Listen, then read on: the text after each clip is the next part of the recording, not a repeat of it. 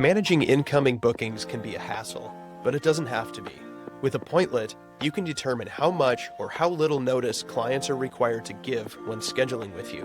In this video, we'll take a look at minimum and maximum required notice.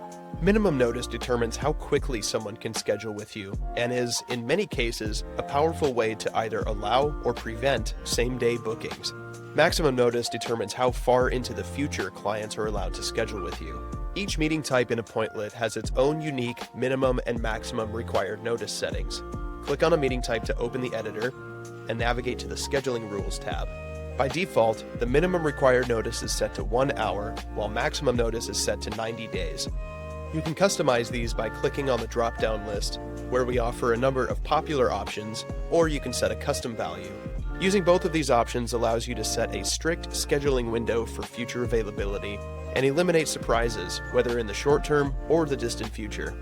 If you have any questions or you'd like to learn more, feel free to reach out to the Appointlet support team, visit our knowledge base, or check out our YouTube channel for more information.